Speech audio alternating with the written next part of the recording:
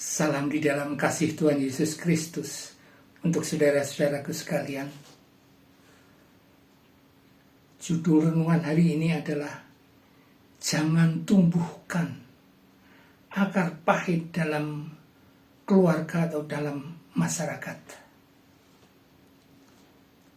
Firman Tuhan yang mendasari dari surat Ibrani pasal 12 ayat ke-15b yang demikian bunyinya. Agar jangan tumbuh akar yang pahit, yang menimbulkan kerusuhan dan mencemparkan banyak orang.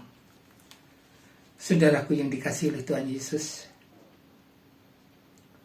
poin-poin yang penting dari firman Tuhan ini apa? Pertama,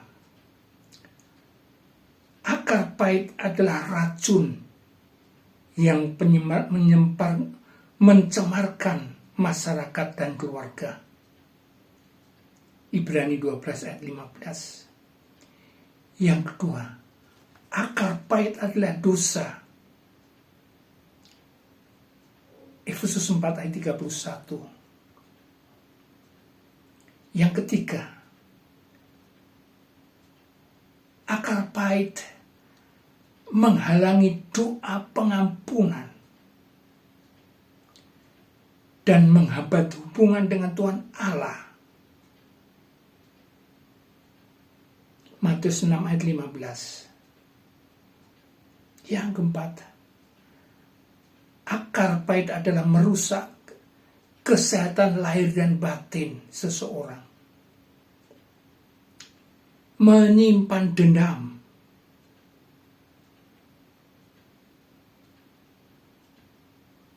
dan membebani jiwa dan kesehatan. Amsal 14 ayat 30. Saudaraku yang dikasihi oleh Tuhan Yesus, bagian yang kedua sekarang. Praktek nyata orang yang selalu merasakan akar pahit dalam kehidupannya. Prakteknya adalah satu, cenderung untuk melihat segala sesuatu dari sisi negatifnya dan sulit untuk memuji orang lain. Ibrani 12 ayat 15. Praktek yang kedua, mengingat-ingat selalu kesalahan orang lain dan kesalahan dirinya sendiri. 1 Korintus 13 ayat 5. 3. Dia puas kalau melihat kegagalan orang lain, penderitaan orang, dia puas.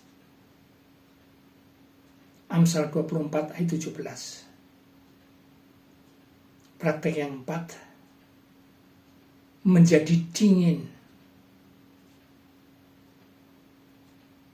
sulit percaya kepada setiap orang siapapun. Amsal 12 ayat 1. Praktek yang kehilangan damai sejahtera, hati yang tidak tenang. Amsal 14 ayat 30. Lah kemudian solusi supaya meninggalkan akar pahit ini. Solusi pertama, berhenti memfitnah orang lain dan sadar bahwa dirinya sudah dimerdekakan oleh darah Tuhan Yesus Kristus. Efesus 4 ayat 31 sampai 32. Solusi yang kedua, berdoa secara serius kepada orang yang menyakitkan hatinya. Itu berdoa terus secara serius. Matius 5:44. Solusi yang ketiga, hadirkan kasih karunia Tuhan Yesus Kristus supaya pengampunan itu selalu terjadi kepada orang yang menyakiti hatinya dengan kasih-Nya. dengan kasih-Nya mengampuni terus-menerus. Efesus 4 ayat 32. Nah, saudaraku yang dikasihi oleh Tuhan Yesus, sekarang kesimpulannya, bagaimana kesimpulan? Orang yang selalu menyimpulkan akar pahit dalam dirinya sendiri pada keluarga atau sesamanya. Satu, dia akan kehilangan kasih karunia. Karena ada tembok yang membangun, memisahkan antara Tuhan Allah, memisahkan sesama dengan dirinya sendiri. Ibrani 12 ayat 15. Kemudian yang kedua, kesimpulannya, merusak diri sendiri karena beban mental yang dahsyat. Dirinya sendiri akan goyah, berdampak buruk. Amsal 14 ayat 30. Kesimpulan yang ketiga, menjadi sumber perpecahan di dalam keluarga itu sendiri atau masyarakat, dia sumbernya. Merusak persekutuan. Yakobus 3 ayat 14. Kesimpulan yang keempat, pintu yang selalu terbuka untuk kuasa gelap mengacaukan, menghancurkan dirinya. Efesus 4 26-27. 5. Akar pahit adalah sama dengan meminum racun sendiri, tapi mengharapkan orang lain yang mati.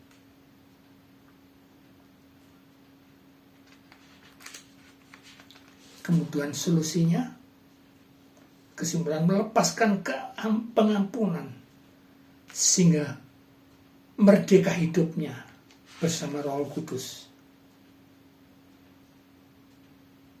Yang ketujuh, berdoa pelepasan. Yohanes 8 ayat 36.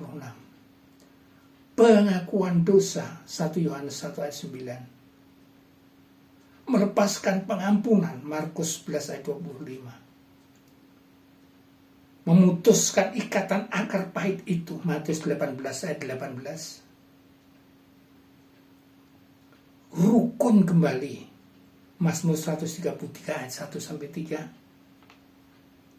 Berdamai secara aktif Ibrani 12 ayat 14. Merendahkan hati kepada siapapun. Kolose 3 ayat 13-14. Merobohkan penghalang untuk ibadah. Matius 5 ayat 23-24. Dan berikutnya yang terakhir, membawa damai kepada setiap orang. Matius 5 ayat 9. Saudaraku yang dikasihi Tuhan, saya akan selalu berdoa untuk saudara dan saya, untuk Bapak Ibu dan saya, supaya jangan jadi tembok penghalang antara Tuhan dan keluarga dan sesama. Jangan. Mari kita robohkan tembok itu. Jangan menjadi sakit hati kepada siapapun, walaupun itu saudara. Jangan menyakiti hati, sehingga kita tidak menumbuhkan akar pahit kepada siapapun. Kita robohkan pengampunan itu, akar pahit itu kita robohkan. Immanuel. Amin.